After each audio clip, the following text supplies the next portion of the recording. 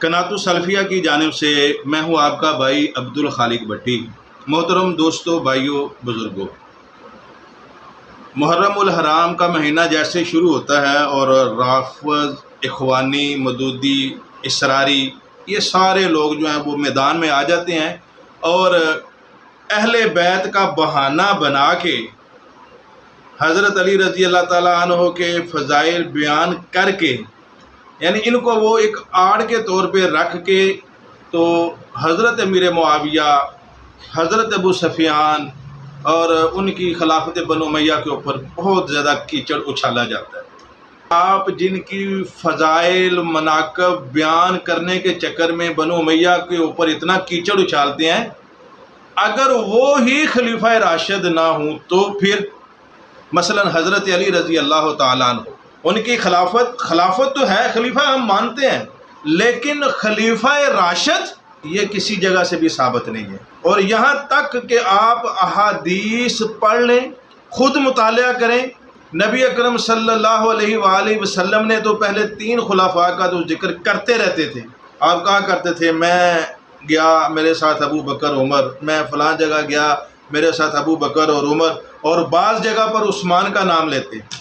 کوئی ایک حدیث ایسی نہیں ہے پورے ذخیرہ احادیث میں، کوئی ایک حدیث ایسی نہیں ہے کہ اللہ کے رسول نے اپنے بعد جہاں ابو بکر کا ذکر کیا، اپنے بعد جہاں عمر کا ذکر کیا، اپنے بعد جہاں آپ نے حضرت عثمان کا ذکر کیا، اس کے بعد آپ نے حضرت علی کا ذکر کیا ہو۔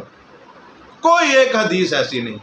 اور یہ میرا کھلا دعویٰ، چیلنج ہے تمام علماء کرام کو بھی، تمام بقایا دیگر ایسے وہ ساتھی جو فضائل علی میں یا اہل بیت کی محبت کی جو آڑ بنا کے ان کو بہت زیادہ اچھال رہے ہیں نا، تمام ایسے دوستوں کو یہ چیلنج ہے میرا کہ کوئی ایسی حدیث ایک پیش کریں کہ جس میں اللہ کے رسول نے پہلے خلفائے ثلاثہ کے ساتھ حضرت علی رضی اللہ تعالیٰ عنہ کی فضیلت بیان کی ہو، ساتھ ملا کے۔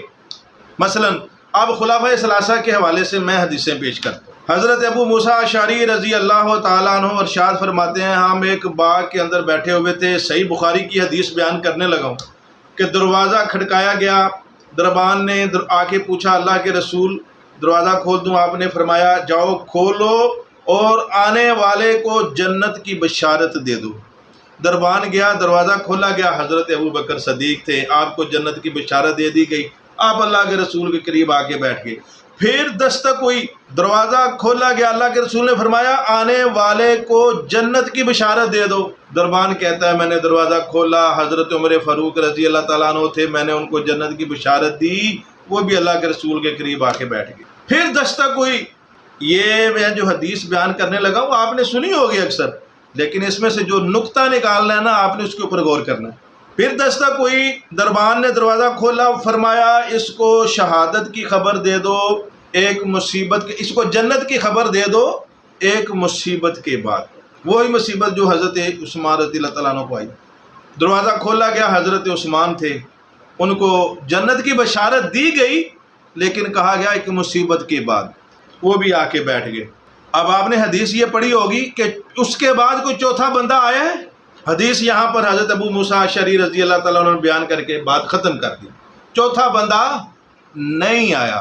یعنی اللہ کے رسول کی زبان سے مسلسل یہ نمبرنگ ہے، پہلا ابو بکر آئے، دوسرے عمر آئے، تیسرے عثمان آئے، اور یہاں پر بریک ہو گئی۔ بس یہ ہے ایک نشانی، پیشین گوئی تھی آپ کی کہ ابو بکر آئیں گے، عمر آئیں گے، عثمان آئیں گے، اور عثمان کو ایک مصیبت کے بعد جنت کی خبر دے دو، خوشخبری دے دو۔ اور صرف یہی نہیں ہے، کئی مواقع ایسے ہیں، کافی احادیث ہیں۔ مثلا نبی اکرم صلی اللہ علیہ وآلہ وسلم مدینہ کے احد پہاڑ کے اوپر کھڑے ہیں، احد پہاڑ ہلا، اللہ کے رسول نے اپنا ایسے قدم مارا اور فرمایا ٹھہر جا، رک جا، تو نہیں جانتا تیرے اوپر ایک نبی، ایک صدیق اور 2 شہید، ایک نبی، ایک صدیق، صدیق سے مراد حضرت ابو بکر صدیق، اور 2 شہید عمر اور عثمان۔ یعنی اللہ کے رسول 3 بھی تو کہہ سکتے تھے، 2 کے اوپر بریک۔ یعنی اللہ کے رسول نے نشاندہی اپنی امت کو بتا دیا کہ ابو بکر، عمر اور عثمان، یہاں پر بریک. اور یہ حضرت عثمان کے اوپر جو بریک لگتی رہی ہے نا، یہ ایک حدیث نہیں ہے، کئی احادیث ہیں کہ حضرت عثمان پہ جا کے بریک. اور یہ نشان آپ کی پیشین گوئیاں تھیں حضرت عثمان تک کے حوالے سے. اس لیے میرا یہ دعویٰ ہے کہ خلافت علی منہاج النبوہ، اللہ کے رسول نے جو وہ خلافت جس کی نبوت والی زبان نے تصدیق کی، پیشین گوئیاں کی، وہ حضرت عثمان تک تھیں. مثلا یہ جیلمی کو بھی ایک پھکی دے دیں، مرزا جیلمی بڑا وہ حدیث ایک بیان کرتا ہے جی وہ صحابی آئے اور انہوں نے دیکھا اللہ کے رسول کیا بیان کیا کہ جی میں نے دیکھا آسمان کے اوپر ایک ابر چھایا ہوا ہے اور اس میں شہد ہے اور اسی طرح گھی ٹپک رہا ہے اس میں. تو ایک رسی لٹکائی گئی اور اس رسی پہ جو ہے وہ اللہ کے رسول چڑھ گئے. پھر اس کے اوپر دوسرا شخص آیا، وہ بھی چڑھ گیا. پھر تیسرا شخص آیا، وہ بھی چڑھ گیا. چوتھا آیا تو اس کی وہ رسی ٹوٹ گئی لیکن پھر جوڑ دی گئی اور وہ بھی چڑھ گیا. یہ بڑی حدیث بیان کرتا ہے نا جیلمی، یعنی نعوذ باللہ. اس کی تو نا یہ حدیث بیان کرنے کے پیچھے اس کا جو مقصد ہوتا ہے نا، وہ حضرت عثمان رضی اللہ تعالیٰ عنہ کی شان کے اندر گستاخی کرنے کا مقصد ہوتا ہے کہ جی رسی ٹوٹ گئی، وہ اس سے مراد حضرت عثمان کے اوپر وہ بات فٹ کرتا ہے. لیکن ہم اسی حدیث سے اس کو یہ ایک سمجھانا چاہتے ہیں مسئلہ کہ چلے حضرت عثمان رضی اللہ تعالیٰ عنہ تک تو بات جب پہنچی، اللہ کے رسول نے فرمایا، وہ صحابی کے خواب نے یہ بات واضح کی کہ جی رسی ٹوٹ کے پھر جوڑ دی گئی.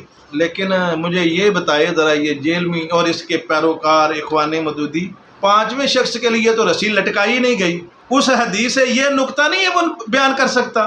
بھائی حضرت عثمان کے بعد پھر کون آئے؟ حضرت علی نا، ان کے لیے تو پھر رسی لٹکائی نہیں گئی. حضرت عثمان رضی اللہ تعالیٰ عنہ تک تو وہ رسی لٹکی، چاہے ایک دفعہ ٹوٹی لیکن وہ چڑھ گئے.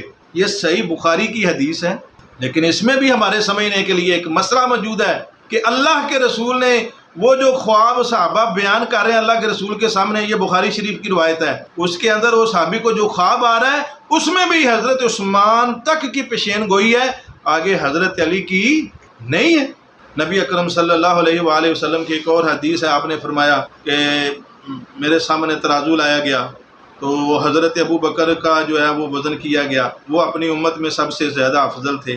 پھر ابو بکر کے بعد عمر کو تولا گیا، وہ اپنی بقایا ساری امت سے افضل تھے. پھر اس کے بعد حضرت عثمان کو تولا گیا تو وہ اپنے پہلوں سے علاوہ ہٹ کے، یعنی ابو بکر سے اور عمر سے ہٹ کے، اللہ کے رسول سے ہٹ کے، بقایا ساری امت سے حضرت عثمان افضل تھے. اور پھر اس کے بعد اللہ کے رسول فرماتے ہیں ترازو کو اٹھا لیا گیا. وہ جیسے حدیث ہے نا دوسری بھی کہ رسی حضرت عثمان رضی اللہ تعالیٰ عنہ جب چڑھ گئے تو رسی اٹھا لی گئی، یعنی حضرت علی رضی اللہ تعالیٰ عنہ کا اس میں ذکر نہیں ہے. ایسے ہی یہ اس حدیث کے اندر بھی ہے کہ ابو بکر کا وزن کیا گیا، عمر کا وزن کیا گیا اور حضرت عثمان کا جب وزن کر لیا گیا پھر رسی اپنا ترازو اٹھا لیا گیا. یہاں پر بھی حضرت عثمان تک ہے.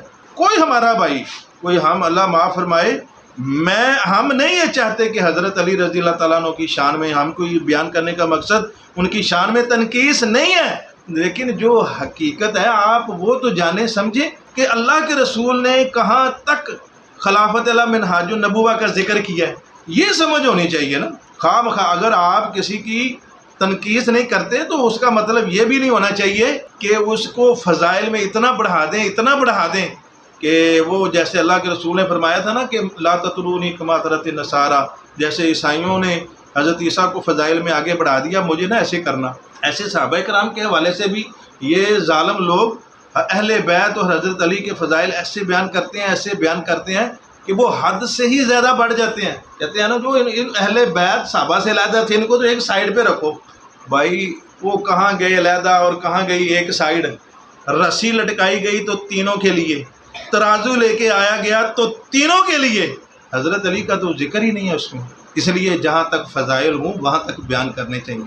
اور صحیح بخاری شریف کی ایک اور حدیث ہے، اور یہ میں جو روایتیں بیان کر رہا ہوں الحمدللہ یہ مستند روایتیں ہیں، اور صحیح بخاری کے اندر یہ روایت موجود ہے جو میں بیان کرنے لگا ہوں. حضرت عبداللہ بن عمر رضی اللہ تعالیٰ عنہ فرماتے ہیں کہ ہم صحابہ کرام کے دور میں سب سے پہلا درجہ حضرت ابو بکر صدیق رضی اللہ تعالیٰ عنہ کا رکھتے تھے. اس کے بعد ہم دوسرا نمبر حضرت عمر فاروق کو دیا کرتے تھے، پھر حضرت عبداللہ بن عمر فرماتے ہیں کہ ہم تیسرا نمبر حضرت عثمان رضی اللہ تعالیٰ عنہ کو دیا کرتے، اور پھر اس کے بعد فرماتے ہیں کہ اس کے بعد پھر ہمارے ہاں کوئی درجہ بندی نہیں تھی، پھر ہمارے لیے سب برابر تھے۔ یہ بھی صحیح روایت ہے بخاری۔ اب یہ کوئی یہ نہ سمجھ لے کہ یار ہم کو اپنی طرف سے مسئلے بنا رہے ہیں۔ بھائی جب اللہ کے رسول اور صحابہ کرام نے صرف 3 کا درجہ رکھا ہے، 3 صحابہ کا، ابو بکر، عمر، عثمان، بس یہ بخاری کی روایت ہے جو میں نے ابھی بیان کیا۔ وہ کہتے ہیں ہم صرف 3 کا درجہ بندی کرتے تھے، کیوں؟ اللہ کے رسول نے 3 کی درجہ بندی کی ہوئی ہے۔ وہ باغ والی حدیث بھی آپ نے 3 تک کی بات بیان کر کے ختم کر دی، احد کے پہاڑ کے اوپر بھی آپ نے 2 شہیدوں تک بات ختم کر دی، اور ترازو کے حوالے والی حدیث بھی آپ نے 3 تک بات ختم کر دی۔ وہ رسی لٹکنے والی حدیث میں بھی حضرت عثمان رضی اللہ تعالیٰ عنہ کی بات کر کے بات کو ختم کر دیا۔ صحابہ کرام بھی اسی وجہ سے پھر 3 کا درجہ رکھتے تھے، نمبرنگ صرف 3 کی کرتے تھے، 4 کی نہیں۔ یہ خلافت راشدہ یہ میری اور آپ کی تقسیم ہو سکتی ہے، صحابہ کرام کی نہیں ہے۔ تو لہٰذا میرے پیارے دوستو، بھائیو، میری آپ سے یہ درخواست ہے کہ ہم کہتے ہیں نا خود کو سلفی، اہل الحدیث، تو پھر ہم بغیر دلائل کے سنی سنائی باتوں کے اوپر یقین نہ کریں۔ یہ پتہ نہیں کس طریق میں آپ نے پڑھ لیا ہے کہ خلفائے راشدین 4 ہیں، کوئی مستند روایت سے آپ 4 خلفاء کی بات، بعد میں طریقوں میں محدثین کی اپنی اپنی ہو سکتا ہے، بعد میں کسی کی کوئی رائے ہو، شاید وہ میرے علم میں نہیں ہے، لیکن احادیث کے حوالے سے جیسے میں نے بیان کی ہیں ایسے کوئی مائی کا لال 4 صحابہ کی نمبرنگ، 4 خلفائے راشدین کی درجہ بندی یہ احادیث سے ثابت نہیں کر سکتا۔ اگر کوئی ہے تو وہ پیش کرے تاکہ ہماری بھی اصلاح ہو سکے۔